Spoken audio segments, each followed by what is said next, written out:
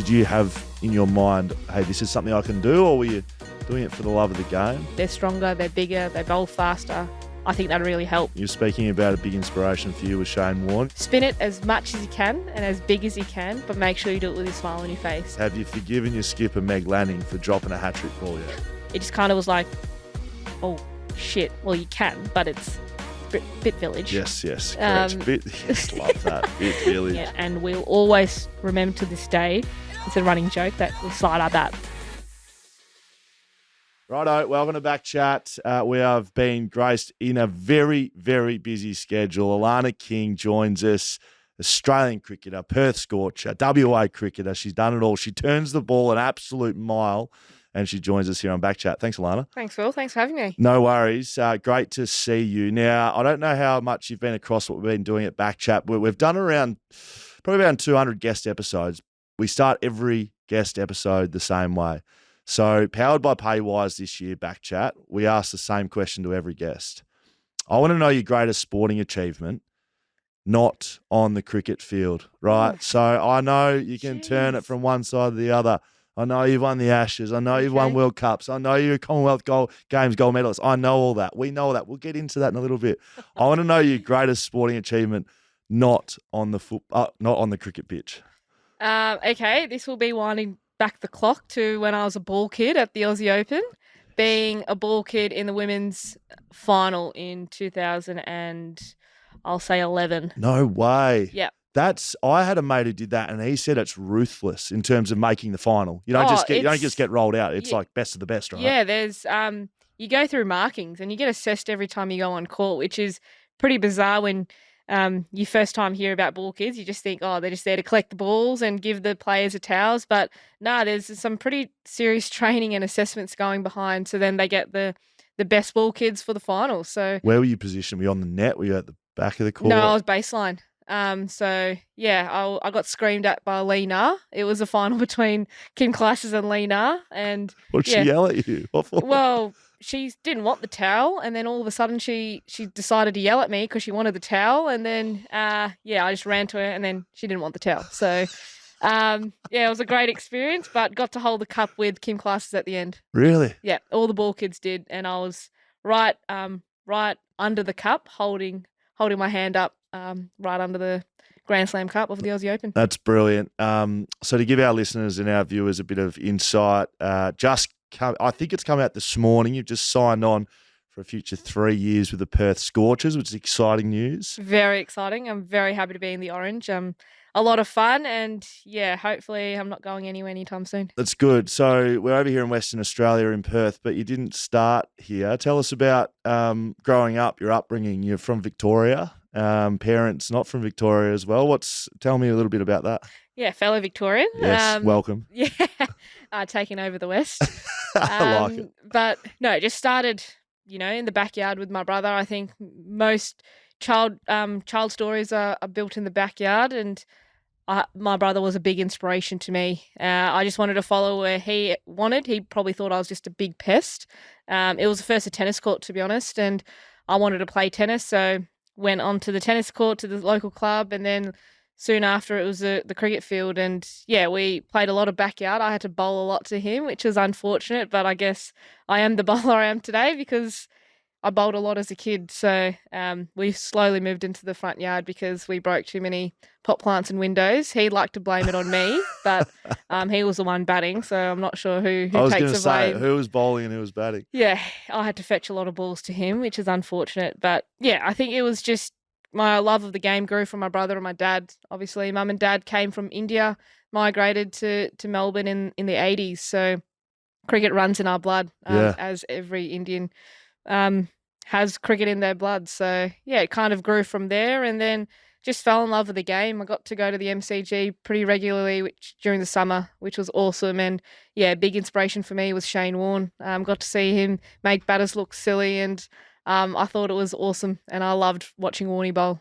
Were you spinning from a young age, or did you just, I always wonder with leg spinners and offies and pace, what were you doing as a kid? How did you start doing leg spin?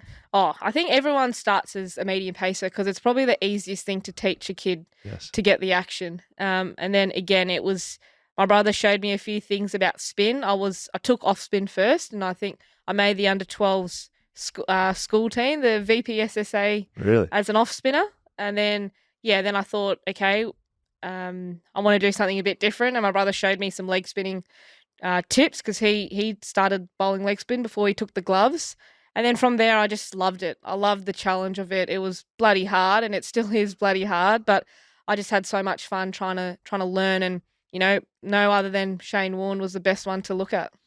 I want to ask you about Shane and some of your interactions with him in a little bit, but let's just stay with your brother. At what point did you surpass him in cricketing talent? There has to have been a point. Is he your elder brother? He is my older brother. So knowing I'm a younger sibling as well, there is a point in time where you go, I'm better than you now. When was that? And don't tell me you don't know. No, I think he actually openly admitted it when I first debuted. I think it was during my first test match in Canberra. I think either Holly Furling or Cal Ferguson asked him who's the better cricketer. And I think he openly on live TV said that I'm the better cricketer. So I had to play at international level to claim that title. So I'll take that. That's a stiff level, isn't it? Right? Like as soon as you play for Australia, then we can talk. Yeah, exactly. So no, he's a tough customer, my brother, but no, I love him to bits. Growing up in Melbourne, let's just pause cricket for a second. The great game of AFL. You're a big Carlton nuffy, I believe. I am. I have been a big Bagger supporter since I reckon I could remember. I remember it was at Waverley Park back in the day, Carlton versus Hawthorn, at Craig Bradley's 300th game.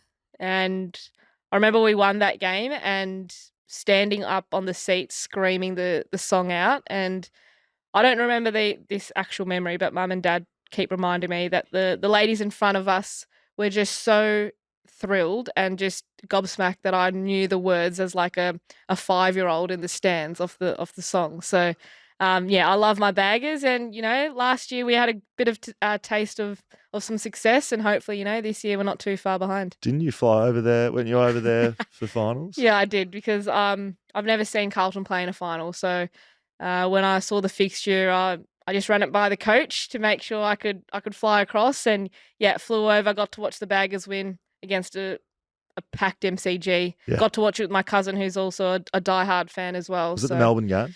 It was the Melbourne game. That was a close one. I've never heard the MCG like that before at a Carlton game. And when I say the stadium was shaking, that was shaking. It was insane. And wow, I was pumped. I lost my voice for 3 days. Did I see you down in the rooms after that game? Did I see, boy, oh boy, wow, where you get rolled out with boy, oh BT? Boy, yep. He kind of didn't get on what I was trying to put out there, but anyhow, it was nice to be in the rooms after the win with the boys. But I've seen that, right, and I reckon he does a lot because he'd have someone in his ear as well, right? Yeah. So he's asking questions, but you're not listening to the answer, you've just rolled him out with his best line ever, and he just kind of glossed over it. It's like, come on, BT, give me something. I clearly realised that he wasn't listening as soon as I said that, and he gave me donuts, and I was like, right, just keep rolling here, but. Yeah, I thought, I'd credit him, but he got nothing from the big man. That's great. How do you think you can go this year, Carlton? You're going well. We are going well. I hope we can go, deep into September. I know we've had a couple of shaky starts in the last couple of weeks, but not to be afraid, I don't think. It's not happening in September, so I think the boys are going really well. I love what they're doing, and I love what Vossi's done for the last few seasons, and yeah, I'd love to see us back in the prelim, if not the grand final this year. Put it on the line. Can you win a flag this year? Come on, get off the fence. Yes, I actually think we can. We'll just clip that up. I think we can. When we have our best guys on the field, I think it's going to be very hard, and we can compete, with the best, which is Sydney at the moment, but take Carlton and Sydney at the MCG. I think that's going to be market here, grand final. I like it. I agree with you. I think they can play in a granny. Whether they rock up grand final day and win it, that is always up to debate. Let's go back to cricket. So you've spoken about playing backyard cricket with your brother. What are your earliest memories around sport and cricket, and your parents' influence? Clearly, if you're singing the Carlton song, as a 5-year-old, like they were big sporting parents as well. Yeah, like Mum and Dad loved sport. Dad played a lot of sport when he was younger. He played hockey and cricket and every other sport. Mum likes to think that she played sport. We still haven't seen any trophies of hers, but claims that she played sport as a youngster, but we'll give it to Mum. But no, I just literally, the cricket side of things, just followed my brother. He played a lot of rep stuff as a junior. So on school holidays, Dad and I would go and watch his rep games, and I was just mucking around with his teammates. They'd either bowl to me, I'd bowl to them. And it just got to a stage where his coach actually went to Dad and was like, your daughter can play. I think she needs to come to the club. Dad and Mum were like, no, you're not playing. Like, there's no girls. They're only boys. And they're far bigger than you and stronger. You'll essentially get hurt. I was a pretty persistent kid as a kid. So I just was like, Dad, I want to go and play. I want to go play. Like, they finally took me to the training session, and then from there we never looked back. The club that I played for in Melbourne, Oakley Cricket Club, they were so welcoming to me. They just loved how I just wanted to play cricket. They didn't really care that I was a girl, which was the best thing. And I look back on that now, and I think that was a big encouragement and a motivator for me to stay involved in the game, because I had a club that wanted me and they loved that I played cricket and I wanted to compete with the boys. How has that been for you as a junior? We spoke to Daisy Pearce not too long ago, and she was effectively stopped playing footy, contact sport, as a 13-year-old, and for 2 years thought there was just no pathway for a profession. Did you, as a kid, want to play cricket for Australia? Did you have in your mind, hey, this is something I can do, or were you doing it for the love of the game? Did it for the love of the game, to be honest. I didn't really see women's cricket on TV, so I actually thought, maybe like I'll play all my junior cricket and that might be it. But I just loved being around the boys. They became some of my closest mates at the time. And yeah, I just think there was just no exposure to women's cricket. My idols were male cricketers. They were Shane Warne or Sachin Tendulkar because of an Indian background. Yeah. But I just love the way the game's grown so far. Girls can aspire to be Australian women's cricketers rather than just having to look up at male role models. So yeah, I think it was just a very different time when I was growing up. And as a girl, you could play 2 years below your actual age. Right. So you'd play with younger guys, but I never wanted to do that. I wanted to play with the boys who were my age, and I thought it really helped in my development. Yes, they're stronger, they're bigger, they bowl faster. I think that really helped. And I still encourage girls to play this today if they can with boys, and if they're confident enough with the boys, because it's going to help their game and help them, get better and fast track their development. How do you feel now playing for Australia? You are that role model for young, I would say, players, not just girls, but girls and boys looking, hey, this is someone playing for Australia, and you are on TV, you are getting coverage. Like, how does that make you feel? Oh, it's an incredible place to be, and pretty privileged to be in that position where young boys and girls can look up to you and hopefully inspire the next generation. Like, never really thought of that when I was coming through the ranks, that I want to inspire the next generation. I just thought I'd want to do the best I can. And then as soon as I saw Australia was in the pathway, that's where I wanted to get. But now that I'm there and seen on TV and on social media and stuff, hopefully, I can inspire not just one or two boys or girls. It's hopefully inspire like the next generation to, see that bowling, leg spin is fun. Having a bit of fun on your fields with your mates is also a great part of it. And cricket is a sport for everyone. And no matter, your background, your age, your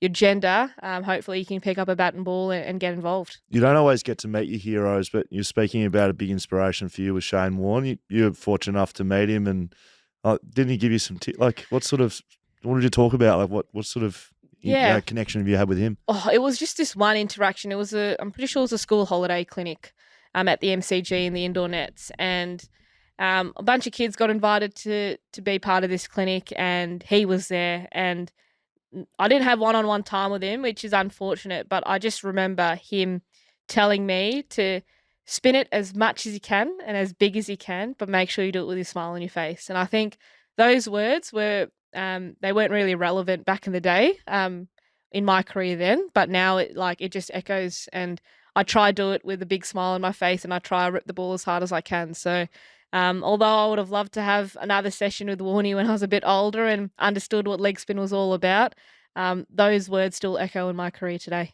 He might have told you what it was all about, though. Like what's saying that that's the best advice he could have given you? Because I've watched you bowl and I've seen your highlights and seen you in games.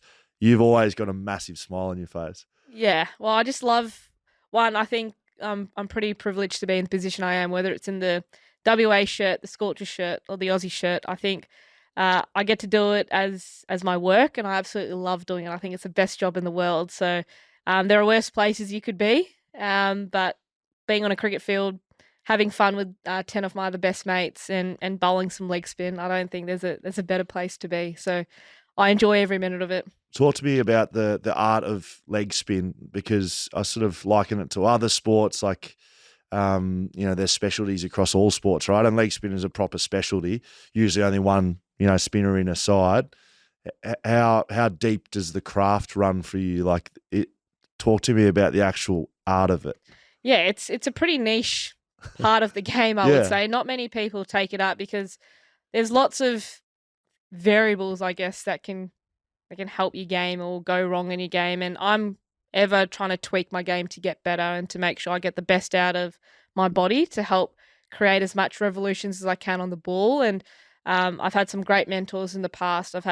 Back in Victoria, I had Bryce McGain.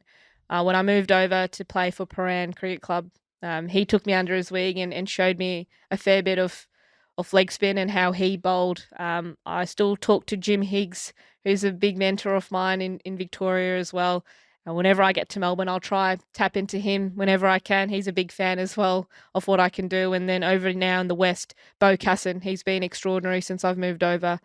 Just little things I can tweak in my action and making sure that I'm getting the best out of it.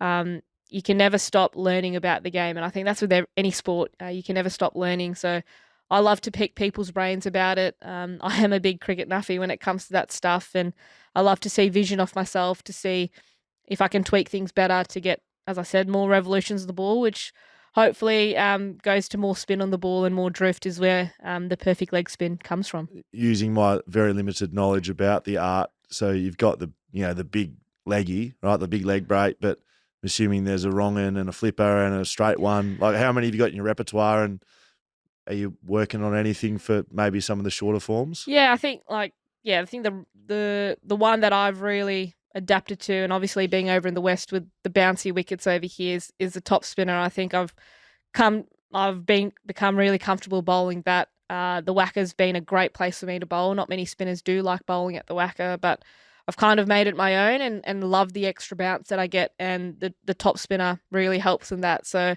I've loved bowling my toppy here. I'll bowl it in the Big Bash as well.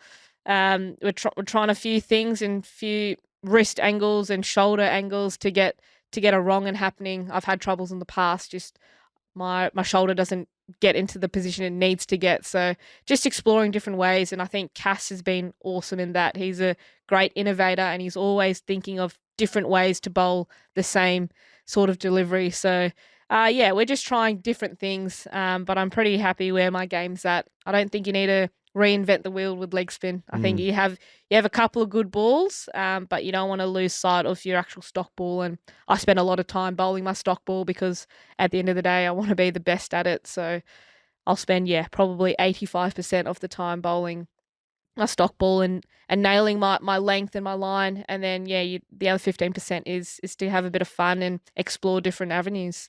People see you playing for the Scorchers and for WA and for Australia, and sometimes that's just what they say, and they say, well, you play for highest level. What's been some of the challenges along the way? Like, you're a Victorian that now lives in Western Australia. I'm assuming that the move would have been difficult, challenging to start with. Yeah, it was massive. Right before, it was right in the mix of COVID. So perfect. I did, like, at the start of 2020, I thought I was coming off contract for Victoria, and just exploring different options with my manager. And I was just in a position where Victoria were very blessed with the amount of bowlers they had, and Australian bowlers as well. So there was 6 Australian bowlers at the time, and I wasn't really bowling a lot. For Victoria, I was in the side, which was still a pretty cool feat to be in. But I just wasn't bowling enough. And it was just a conversation with my manager saying, I want to be bowling a lot more. Like, I know I'm in the side, I'm in the best 11, but I want to be bowling if I want to take my game to the next level. And an opportunity arose in WA, and they were really keen to get me across. But I was like, playing for Victoria was the ultimate dream because, going through all the pathways with them, having great mentors, Kristen Beams as well. It was a really big decision for me to make. All my family, all my friends, all my support were over in Melbourne. But I had to really think about it, and I just knew bowling more wasn't going to obviously get me to the next level. There was every aspect of my game that I needed to improve, but I think the number one thing was just trying to bowl a lot more in games. So, yeah, it got to a stage where I had to make a decision, and I was like, well, if I don't take this opportunity now, there might not be another opportunity to further my game and further my development. So yeah, decided to sign the dotted line with WA and made the big move. It was all when quarantine was just introduced, so I was lucky enough to do home quarantine when I first moved over, and one of the girls, Pesh, she took me in. I knew Pesh just from playing against her, but didn't really know her as a friend. So for her to welcome me for 2 weeks whilst I do quarantine at her house, and then get stuck into WA training. It was a pretty phenomenal time, and then I still had one more year at the Stars on contract. So that was when we had Hub WBBL, which lots of people want to erase that from their memory. But it was just a weird feeling. Like I was still in WA playing for WA, but as soon as we went into Big Bash, I was still playing for the Stars. So a bit of a weird feeling and a mixed feeling when I had to put on the not the orange, the green at the time, but. Yes. Yeah, I've loved the move, and I don't think I'd be in the position I am if I didn't make that move 4 years ago. Spoke to a few of the lads over in the men's program, and everyone that seems to be involved with WA cricket speaks so highly about probably what you're speaking about, the development and the training and the resources. What is it? What is it about WA cricket and the Scorchers and everything that gets put into it that makes it a good place to develop? I think it's just not the playing group. I think it comes down from a whole organisation, from high performance manager, from Cade to Chris at the time.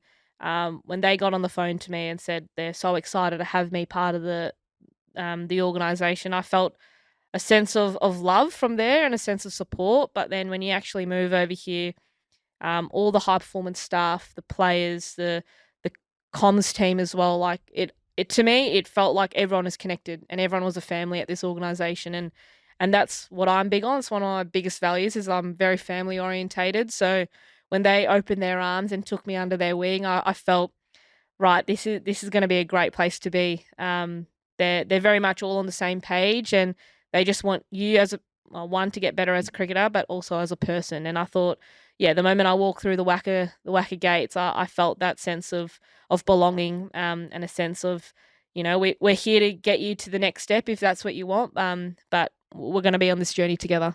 Was it the first or second season you were with the Scorchers then that you won the premiership or the first flag? season? So, okay, right. So you're 1 from 1 at that stage. Very good. So you're thinking, no worries, we'll just do this every year. I was just like, come on, guys, it's only taken so many years. That must have been a pretty cool moment. Very cool moment. So this was WBBL 7. Yes. And the fact that we got to play at Optus Stadium in front of a pretty packed Optus Stadium as well. It was a big crowd, wasn't it? Yeah, I think there was close to 25,000. Crazy. So, which you don't really get those crowds. But I've learned very quickly that supporters and members in the West are very loyal and they're very true to their teams. And it's really great. Like we played against Adelaide Strikers, who was a great rival against us, but I didn't see a blue shirt at all. It was all orange, and the supporters and fans really got behind us, and I reckon they're a big part of how successful we were. What was that like walking out to 25,000? That must have been a big moment. Very cool moment. I think it was pretty much the biggest domestic crowd I've played against. I know there was a Melbourne derby, Stars Renegades. We played right before the men, and I reckon that was a close 24,000 before the men got the record of 88,000 or 86,000 at a domestic game. So, yeah, the Scorchers fans were just incredible. The noise at Optus was great, and to top it off with a win, that was pretty special. I might just say while we're on the Scorchers, right, so this just came across the desk this morning, which I'm very excited about. Oh, God. In celebration of your re-signing, new members who sign up for membership on the 17th to 24th of July will receive a free Alana King bobblehead, ladies and gentlemen. Have a look at this. You just have to show your purchase confirmation at WA Cricket Reception offices between July 24th and August 7th to claim. The best way to catch WBBL 10 action is with a membership. Packages start from $16 and can be secured via wacricketmembership.com.au. Look at this. I don't have a bobblehead, and nor should I, but just like, have we got it's a pretty good likeness, actually. It's very good. I was very happy when they sent me the confirmation of a bobblehead. I was a bit like, whoa, what are we doing? I don't need to be on a bobblehead. I think they see me around the ground enough, but I thought they nailed it. Like, they got the pearls, the scrunchie, the high bun. Yeah, I reckon they've absolutely nailed it. So whoever did this, well done. Like, you've absolutely nailed it. I reckon they nailed all the bobbleheads, to be fair. Yeah, we've got a fair few of them here. Andrew Tyres up there. Yeah, they got Moons here. Got Moons. With a mullet. So would she be happy with that? yeah, she knows I refer to her as the mullet, actually. So they got it. Yeah, they got it pretty down pat. So very happy. You've played a fair bit of cricket with Beth. Yeah. What's your relationship like with her? You're pretty close, right? Yeah, we are close. Moons, when I first moved over to the Scorchers, she was awesome, and obviously as a leg spinner or as a spinner in general, you just want a good keeper behind the stumps, and Moons is phenomenal. I thought she really helped me, making sure that I was a bit of a better thinker of the game, thought differently about the game. Yeah, she'll throw in some rogue suggestions here and there, but for her to be behind the stumps, I think that's where our relationship grew. And then when I made the Australian team, she was the first person to text me going like, is there something you got to tell me, as soon as the new WhatsApp group got created. And she took me under her wing in the group and made sure that I was going well. So yeah, Moons and I are very close, and whenever we get, she's over in Perth or I'm over in Brisbane, we definitely catch up for dinner and making sure that, we're all good, especially on tour as well. So Moons is a great person. It's interesting with that keeper spinner relationship. Like, it's probably the closest pairing, maybe opening bats, like batsmen, women, like that sort of relationship. But like the keeper spinner, like, that's big time, right? You guys are going to be able to understand what you're doing without talking to each other. Yeah, 100%. And it's also got to do with the pitch, how much the pitch is turning as well. And she's just a great reader of the game. And there was a period of time where she thought she couldn't catch a cold to save herself, and it was all to do with the gloves that she was wearing. And then as soon as she changed gloves, she was back, and I was like, all right, make sure you keep those white gloves back on every time that you're at the Scorchers. So we have a bit of banter between each other, but I love bowling and her being behind the stumps, and I think our celebrations speak louder for itself. So the wickets, yes, we see that. What happens when catches get dropped? At what point, how long after the game does the keeper or the fielder stop being pissed off about it? Do you get pissed off about it? What happens when there's a drop catch? Oh, I think I've learnt over the years, and like, I'm guilty of it as well. Like, dropping catches, it's all part of the game, and no one means to drop a catch. And if you do, we might have to have a bit of a chat later. But it's just part of the game. And although it's disappointing in the moment, you've just got to move on as quick as you can, because if a catch has just been dropped off my bowling, I'm like, park it, because I've got another opportunity to get the batter out. And I think definitely I've learnt that along the way. For young players, it might be really hard to park it as quick as I can, but it's just part of the game. And if Moons has dropped something off me, she'll just run past me and she'll be like, sorry, mate. I'm like, it's fine. Like, don't worry. Like, yes.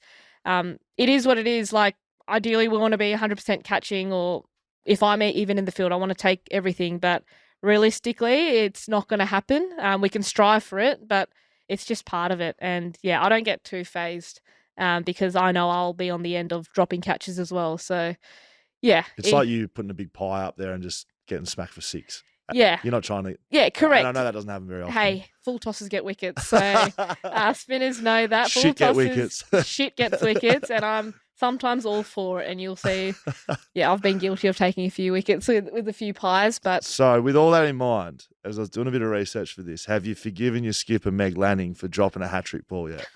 Hey? Yeah, no, like, again, it's Meg is probably the best slipper that I've ever seen. She looked angry. She was frustrated, right? And there's no worse feeling than someone else being more frustrated than you, right? And it was just like, if it was to be, like hat tricks don't come around all that often, right? So I was very close. She was livid, and she spoke to it about it for a long time on how like filthy she was with herself. But again, like you give Meg that 9 times out of 10, she's obviously catching that. And I think, yeah, the moment in itself maybe just got caught up. Everyone got caught up in it, right? But yeah, I forgave Meg very quickly. I went to her probably an over later, and she was still filthy. And I just gave her a tap and be like, it's fine. Like, it's fine. But she gave me donuts. And I was like, well, I'll run to the boundary. She was locked in. Yeah. I'd like to be your teammate because you do seem very forgiving. But I being an athlete as well, I just looked at her eyes and I was like, wow, she's gonna hurt someone with those eyes. She was like, annoyed. Yeah, as I said, like it's just part of it, right? Yes. And like you're always going to be disappointed, but and yeah, I just didn't want to project any more disappointment on it. Like it would have been great in a comm games, like awesome, but yeah, it's a shit feeling when you drop a catch. So I've been there. I've actually bloody dropped 3 in a row in a game. So as in 3 opportunities, not 3 balls in a row. 3 opportunities in a game, and I was like, oh my god, and this was last year, by the way. For who? For Scorchers against the Stars in Melbourne, and I was like, could this get any worse? Right? I dropped probably 2 sodas. Like you could catch them with your eyes closed, and then the third one, I was like, oh my god. I don't know how I took that catch. It was probably the hardest catch out of all of them. And somehow I got hands under it, and I was like, once you start dropping catches, they just follow you. And I laugh about it now. I was not laughing at the time because I was proper filthy, and I'm lucky I wear dark sunnies and big ones as well because yeah, if ice could kill, I was killing people. I've seen your sunnies. Talk to me about that because you picked up my socks earlier on, and I feel like you've got a little eye for fashion because these Scorchers socks, by the way, if you can see them, Jaden, they are fashion. Yeah, they are fashion. Your sunnies, I'm a fan, and you look like. Is there a bit of time that goes into that? Talk me through it. I have always bowled with sunnies from like even, I wouldn't say always, not junior days, but when I started playing senior cricket, I just hated having the sun in my eyes when I was bowling. So I don't wear a hat, which is fine because I tried to, and I knocked the top of my hat, and I'm like, well, this is shit. Huh. And no one bowls with their hat on. Yes. But I started seeing Graham Swan bowl with sunnies on. So I was like, oh, that's pretty cool. So, and I just hated squinting. So I bowled with sunnies from early senior cricket days, and then it's just evolved. I've loved it. It's been part of me for a long time, and yeah, it's become a thing now. And I just like protecting my eyes, to be honest. I thought it might have been like a bit of a poker play, like trying to hide the eyes. Nah, I can't play poker. I don't know how to play it, so I'd probably be the worst poker player. No poker face whatsoever. No poker face. But no, I've just hated having the sun in my eyes. So if I can't bowl with a hat on, well, you can, but it's a bit village. Yes, correct. Love that. Bit village. So I went to the sunnies, and I've just, evolved it as years go on. Talk me through what it's like to, I guess, start learning that you might have an opportunity to play for your country, and then receiving your first sort of Australian kit. What's that like? Oh, yeah, I think it all came down to moving west first. Just getting into an environment, playing cricket alongside some of my mates who I played a lot of junior cricket with and underage cricket with. I just fell in love with the game again, and I just started loving cricket, and I loved to get to training and get to work, grind away, bowl in games. I think that was the biggest one. I started bowling in games and bowling a lot more, playing a big role as a spinner in WA. So it just came from that, just loving the game again, and I just loved being out there. And then when I signed with the Scorchers again, I was like, right, I'm really committed to this move. I've based all of my cricket in WA. So hopefully a bit of continuity for my development, and I can work with the coaches, and it can go across both WNCL and WBBL.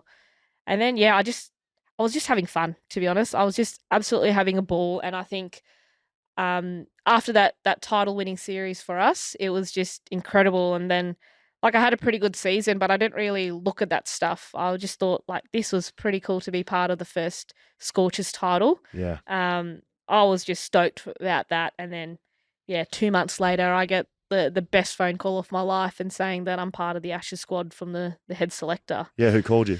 Sean Flegler.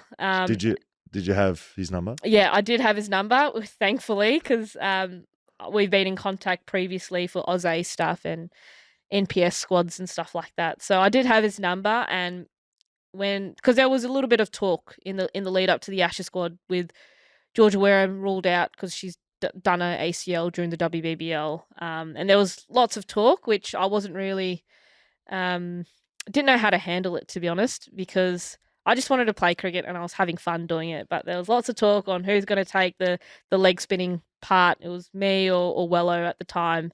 And everyone was talking about it, media talking about it, and I just didn't know how to deal with it. So I tried to block all that because I'm like, I'm just focused on myself. Like, I'm focused on what the Scorchers are doing.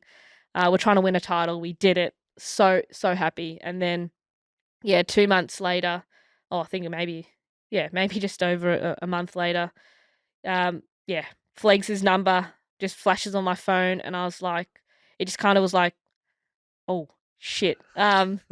This could be happening. And then I answer it, and I don't think I listened to anything other than him saying, congratulations, you've been added to the Ashes squad. And I don't think I've ever stopped smiling since that day. It's been an incredible time the last few years, and I love being part of the Aussie team. I think it's a incredible team to be a part of, and the success they've had for the last, I would say, 10 years, decade of cricket it's pretty special, and it's a pretty special group to be a part of. I read somewhere that you effectively received your Aussie cap in all 3 formats within 14 days. Does that sound right? Yeah, that's because that's incredible. That was incredible. I just wanted to not just play one game, but I hopefully got the nod to play a game for Australia, and it was the first T20 in that Ashes series. And then that came along, and then the Test match, and then got told, "Yep, you're making your debut," and then finished the Test match, and then, "Yep, you're getting your ODI cap," and it was just that series would have to be the best series of my career in terms of just how special that was. And actually, the funny thing is, when I was making my debut in that T20 in the first game, I didn't know I was making my debut. Normally you get told by the coach or the head selector that training, hey, like, Kingy, you're going to be making your debut. And this was COVID time, so we couldn't really be in the same room at once. So we had our pre-game meeting all on Zoom. Everyone's just logged in on their laptops or phones or whatever. And Modi, the coach, just was going about how we want to play and the opposition. And then all of a sudden the 11 comes out, and I was like, okay, the 11. And I just see my name. And it was like, it wasn't 12th, it wasn't 13th, it was in the 11. And I was like, holy shit. Did you say that? Well, I was on mute, but I was probably dancing around my room going like, this is happening. And then as soon as like that meeting ended, I was straight on the phone to mum and dad, and they were so ecstatic. They were trying to organise flights to get to Adelaide as soon as they can to make sure that they were there for my debut. So, that was a pretty weird time to find out, because the girls the next morning were like, so how'd you get told? Did Modi call you? And I was like, I found out in our team meeting last night. And they were like, that's odd. And I was like, I thought it was odd, but also thought that's how it just was. Did Modi follow up? Like, or it's just been unspoken? Or is Modi just hearing about it right now? Well, yeah. Hopefully, if you're listening, Modi, you never told me that I was making my debut unless it was through the team's meeting. But it was just like unspoken about. And then, that day was a blur. Like, it happened so quickly, and I'd love to relive every moment of that. Did your parents make it over? Yeah, they did. My mum and dad, my brother and my uncle and my manager all made it over for the special day. So, lots of tears, lots of obviously happy tears, but all topped off with a great win over the Poms, and even getting my first international wicket as well. That must have seemed like a dream, that period. It was. I felt like I was not part of this world. It was incredible. Like, just the 2 weeks And then it was quickly turned into, you're picked in the ODI World Squad team. So it was a whirlwind, like 2 months. I was on cloud nine, genuinely cloud nine. Was there a fair bit of carry on from mum and dad? They would have been proud. They were very proud. They probably got too much TV time for my liking. They were on every bloody broadcast imaginables, and I was just like, get off the screen. And then you'd see them on the big screen, and I'd cop shit from the girls. They're like, oh, Kingy, your family are on it. I'm like, I haven't set this up, guys. Like, but no, they were a bit starstruck as well that they were getting a bit of media attention as well. And I just said to them, just roll with it. Like, it is what it is, but also just don't do too much of it because I don't want to see you on the big screen during the game and stuff. Have you given them that feedback? I have, and they're actually they take it on well. They take on the advice well. I tell my brother any danger of smiling or saying something because he just sat in the background and did nothing. Yeah, and he's the older brother. He's sulky. Yeah. He's like, now my younger sister's better than me. I will hold him to that live cross of when he actually admitted that I'm a better cricketer than him. So right. I'll hold on to that forever. We'll clip that up for socials for you. And you can share it to him. That's very good. Why is the women's Australian cricket team across all formats just so like all conquering? Why? I think there's lots of factors. I think because this group's been, or majority of this group has been together for a long period of time. They've gone through ups and downs. People don't see the downs, but definitely pre-2017 World Cup, that was probably where the turning point in that team was. I obviously got to learn a lot about it and what the inner sanctum was, and they had to take a good hard look at themselves to see where they wanted to be as a team and what needed to change and how they wanted to be or how they wanted to play the game. And from 2017 onwards, there has just been this undesirable feeling of wanting to get better and evolve as just players and people as well. And I think they've got the great balance in terms of coaching staff, support staff, team to ultimately reach that success. And I think that all came down from Modi and Meg and Rach driving that to make sure that, okay, 2017 hurt us a lot. Losing the semi-final. And then when we had our chance to go again in 2022 in that ODI World Cup, I was excited that we bloody won a World Cup, but I think there was a lot deeper meaning for that group on where they've come in the last 5 years to achieve the ultimate success in winning the ODI World Cup. So I think there's a great understanding within each other of and a great amount of respect on how we want to go as a group. We are on the road a lot with each other, so you get to know how each other work on and off the field. Yes, you're going to have your people you gravitate closer to for your own, comfort and well-being. But I just think this group is so good at trying to do the right things to make sure that we keep raising the bar and we're successful because we do the small things well. We want to keep doing the small things well. I think we care for each other on and off the field, and that shows, I think. And I think the on-field stuff is a byproduct of what we do off-field. We spend a lot of time trying to get to know each other, and it's a big emphasis this year, especially. Obviously, with Midge now taking over as captaincy and where she wants to see the group go, I think it's a big thing on us being connected. And yeah, I just think, as I said, WA cricket is always going to be a family for me, but the Aussie women's team as well is just another big family for me. I see them more than I do see my actual family. So, it's just a big family environment, and we have a great balance of cricket life and life in general. Lots of it spent on the golf course as well. I've heard you're a good golfer. I wouldn't say good, but we like passionate. Yeah, passionate's a great word, Will. Yeah, I am passionate about it. My drives have... I'm not sure. Are you a golfer? No. I don't have the temperament. Too frustrated. Oh, yeah, I think that's me sometimes. But I can drive a golf cart really well, actually, and watch other people play. Okay, yep. Have you got the air horn as well and the stubbies? You sound like you can play a lot better than me. Oh, well, I don't know. I'm okay, but I do like to play golf, and it's a good outlet out of cricket as well. Who are the characters? Can you tell me about, there's always a pest in a cricket locker room. Who's that? Pest? Is it you? Or... No. Oh, probably people would be like, yeah, Kingy's just everywhere and talks too much. Like, And is anyone pulling pranks on girls? Midge, definitely. She can be a bit of a prankster, but I think the young one is Phoebes. She's a bit of a live wire and she loves to have a joke. So I reckon she could take over like prankster. Good. But I think it's just we've got a great balance. We got Darcy, who's hilarious in her own way. Like some of the stuff that comes out of her mouth is just funny. Anything to do with TikTok, she's all over it. Like any trends and stuff. Okay, good. But I think, yeah, it's just got a good mix and everyone gets on. I wouldn't say there's a particular like prankster or pest.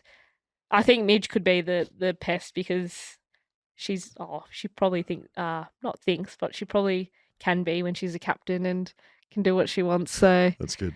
Yeah, we'll go Midge. Have you got any special memories about like these wins you've had over the last few years? Like we sort of went back to the Scorchers, WBBL, Ashes, Commonwealth Games gold, World Cups. Like, have you got?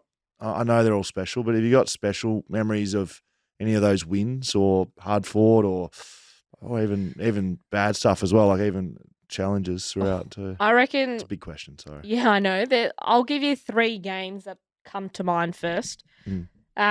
First one would be ODI World Cup final. Yep. The way that Midge and Rach batted in that final, that was something that I've never seen. Just the way, firstly, Midge's innings. I think everyone was just in a bit of awe on how she just went out there and took the Poms on. We play them at, like first game of the round games, and they should have comfortably won, but we kept fighting, and that like never back down spirit kind of came through. But that final in the ODI final was probably the best win we've had, given that we weren't totally winning it until the final, the last wicket, because Nat Seville was still in and she was pumping everyone around, and she made 100 and then made 150, and we're like, shit, like this, she could take the game away from us. So we never really were comfortable winning that until the final wicket fell. Who got that? Jonathan. Jono got it, and Ash took a great catch long off, running in, took it, or running back. I can't remember which one. But that last wicket, that was just like incredible. Euphoria? Like, just as in just when the wicket went? It was just like, this was incredible. Yeah.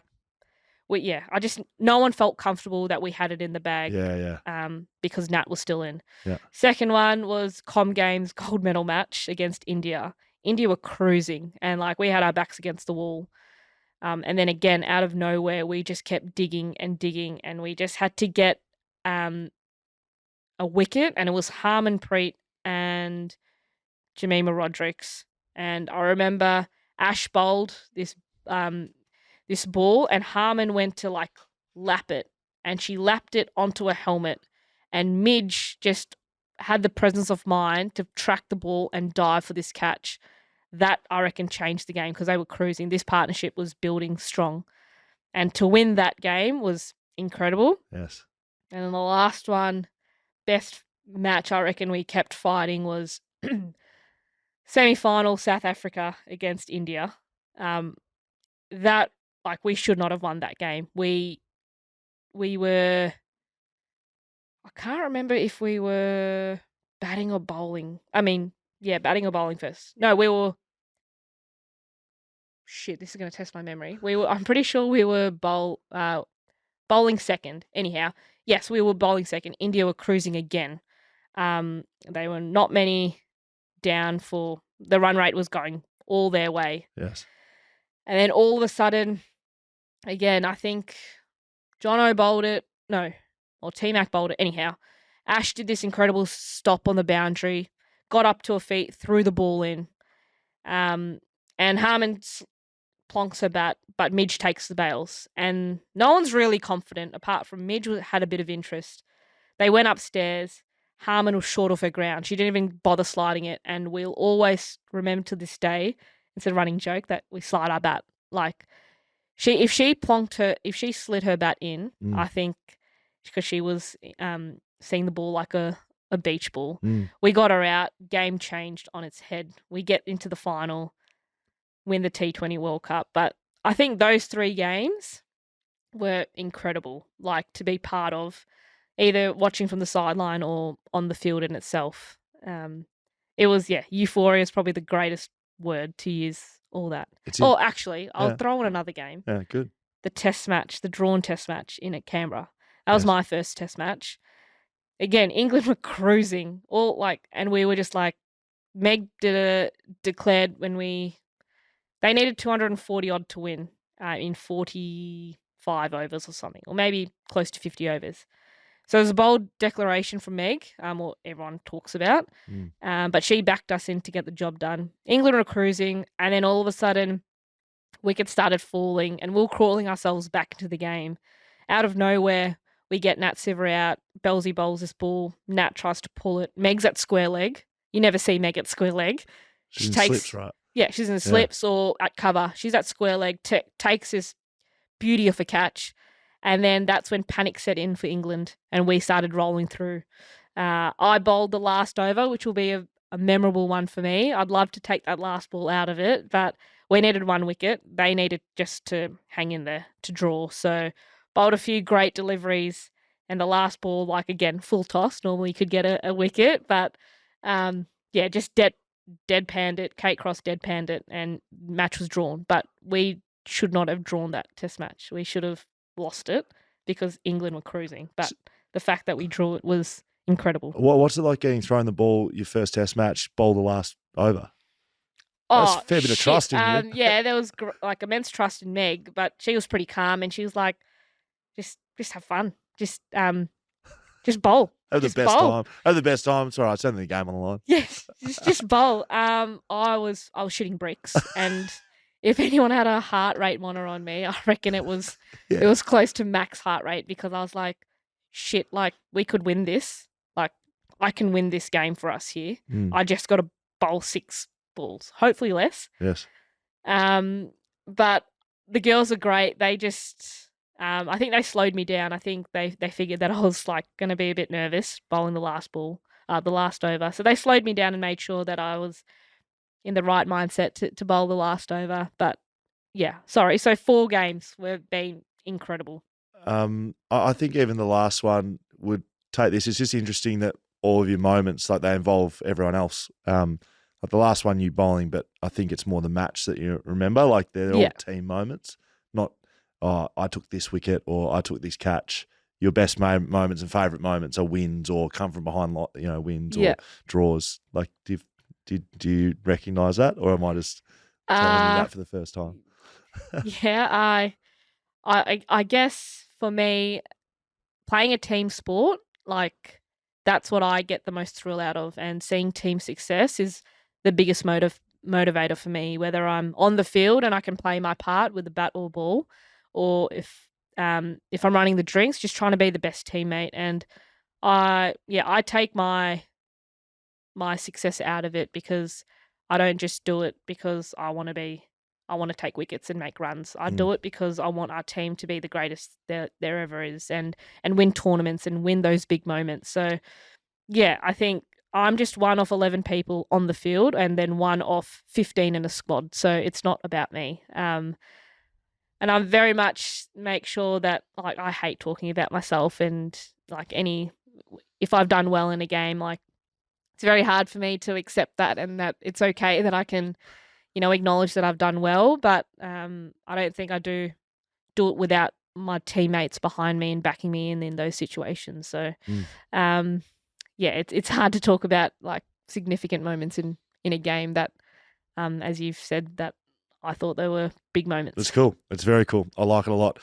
Before we let you go, who are the Alanas? They're a group of girls in Melbourne. They are part of the junior club that I was part of, Oakley Cricket Club. Yeah. And they made the first ever girls cricket team, and they thought they'd name it after me. So it's run by one of the dads who actually used to coach me. He was one of my first junior coaches, Hish Fernando. And his daughters wanted to play cricket. And then he had this grand idea all right, let's do it at the Oakley Cricket Club. and let's call it the Alanas because that's where Alana played. So I'm pretty humble that, the first ever girls team at my cricket club is named after me. So they're just a bunch of girls who love playing cricket. They love doing it with their mates, and they follow me and support me no matter what shirt I'm in. So they've got either different Scorchers hats or Aussie hats or Trent Rockets hats when I'm playing in the 100. So yeah, they put on any cap that I'm representing at the time, which is pretty bloody cool. Yeah, that is really cool. That's special. That really is cool. very special. What's coming up next? I think you're off for the 100. Yep. Soon. Yes, Saturday. Playing for Trent. Is that right? That's correct. Yeah. What do you expect out of that? You took a hat trick not too long ago. First ever female to take a hat trick in the 100. Yeah, that was very cool. First ever hat trick in my career, mind you. Good. To take out juniors. Have you taken one after that? No, that's like my one and only hat trick. Amazing. So, and to do it at Old Trafford was bloody cool as well. That's cool. I didn't realise that's where it was. I watched it. I just, I didn't realise that was at Old Trafford. Yeah, which I got reminded of on that day. That's where like the Gadding ball was bowled and stuff. So, yeah, pretty iconic venue, but even better just to do it where Warne played a lot of cricket and took poles for fun as well. So. And the third and the hat trick wicket was an absolute ball terror. It was just absolutely skittled it. Yeah, it was a good ball. Like again, like all those balls, you never bowl to bowl a hat trick, right? I think there's elements of luck as well in it as to get a hat trick. But yeah, all three balls that I bowled just came out beautifully, the way that I wanted it to. So no, happy to take the hat trick, but just do that every time. Why don't you just bowl hat tricks? Oh yeah, it's easy, right? Yeah. Like it's so easy to just bowl a hat trick every time. I'll keep that in my mindset. Yeah, correct. Yeah, I'll be like, Will just told me to bowl a hat trick every time. If you bowl a hat trick in the tournament, I'm claiming it. I'm clipping this whole thing up and say, look, advice given on BackChat. Yeah. Just do it. Fair play. Thank you. WBBL 10, not too far away. Aspirations. You've obviously been involved with the Scorchers' first premiership in that one, championship. What do you girls want to achieve with WBBL 10? Oh, I think every team's chasing the trophy, right? So that's going to be at the front of our minds to chase that trophy, but it's how we get there. And I think the squad lineup that we're going to put out is going to, be a byproduct of how we get there. And I just think, yeah, it's going to be interesting with the draft, the international draft. A few players will be unavailable back end start of the tournament with international schedule. But I think what makes the Scorchers always good is like the core group of players, and we rely a lot on our domestic players. We value them, and we know they can play a big part in our success for the Scorchers. So, yeah, I think it's just going to be, again, like hopefully we can retain Soph, and hopefully she's available for the whole thing. And then whoever else we get as an international, hopefully they can slot in. What we've been building for many years at the Scorchers, they fit the culture, they're good people, and they're good cricketers as well. So, yeah, I'm not too sure what the squad kind of looks like apart from the domestic players that we've are still on contract. But, yeah, I'm just excited to be back in Orange and hopefully striving for that trophy. First game in that one is October 27, I believe, Melbourne Stars, right? Hey, a rival match. So make sure, as I said off the top, best way to catch all the action is with a membership with the Scorchers. Packages start from about $16 and can be secured via wacricketmembership.com.au. Now, I can't let you leave, Alana, without the way we finish every episode. So we start with our question of your greatest sporting achievement, and we finish with social media. Will Schofield, not social, Scotial. I thought you'd like that. Rate that. This is for the people to ask you the questions. You've heard enough from me. Okay. Put it out to the fans, and there's some good ones here. So you ready to do a bit of quick fire? Fire away. Fan questions on social media. Kyle, over on Instagram, what is it like playing in WA where the pitches don't usually turn?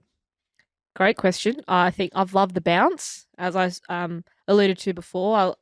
I've really loved bowling at the Wacker because of the bounce. It's got me different modes of dismissals. I've worked really hard on my top spinner, which is obviously going to, with that extra bounce, going to catch batters off mark. But I've loved it. I think I'm not all that tall, so any extra bounce is great for me. That's good. I like it.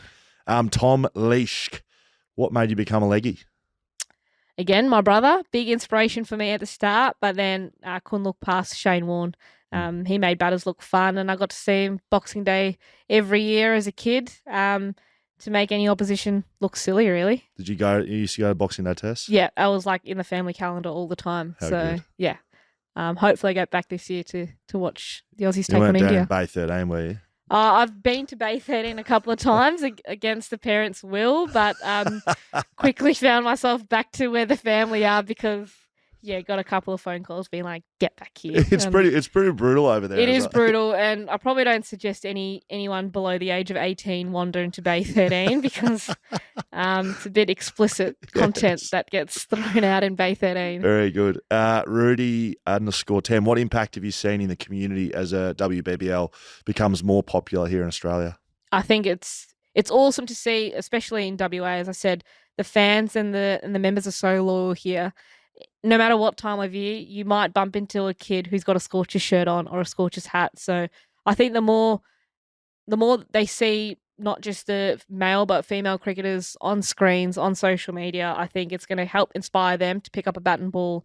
And I think when we can play a big part of that, when we do our fan days, we engage with our fans, we do our community work. We've got a great partnership with Perth Children's Hospital, which is an awesome partnership that I know that not just the staff and the comms team are really excited for, but the players are really excited for that. So the more we can do our part in the community, which is where grassroots cricket is, and that's where we're going to get the next, Elise Perry or Pat Cummins.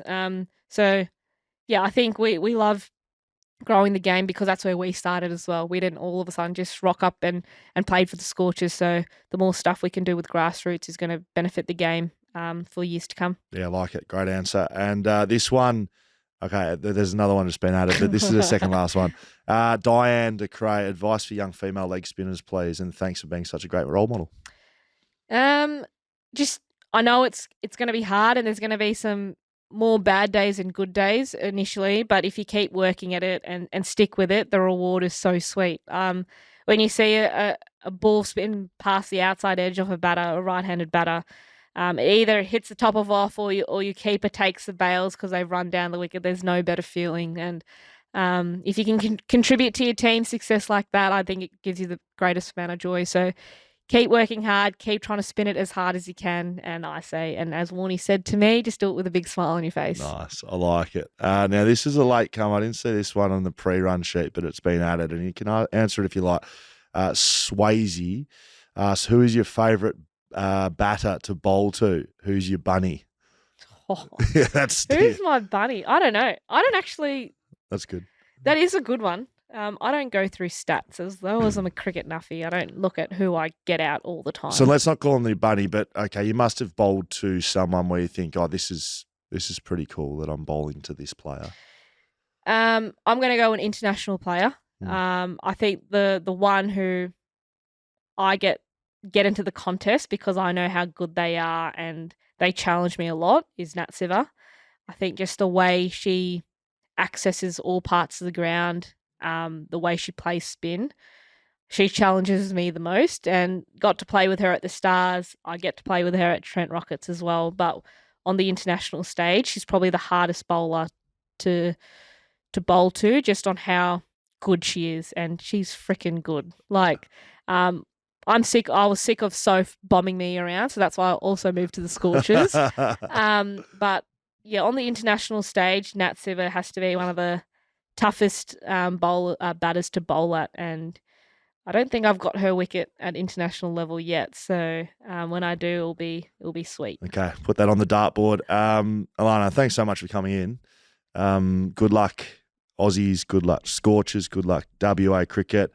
Good luck, Trent. Who else do you play for? Anyone else? That's about it. Go Oakley. Go the Alanas. Go the Alanas. That's it. Thanks so much for your time today. Thanks, Will. Thanks for having me. Make sure you follow us on BackChat. BackChat _. That's to you as well, Alana. I think you actually are now. Thank you very much. BackChatstudios.com.au. A big thanks to all of our sponsors, but a huge thanks to the Scorchers for helping us put this one together as well. So make sure you get down, support the girls, get down, support the guys as well, coming up later in the year.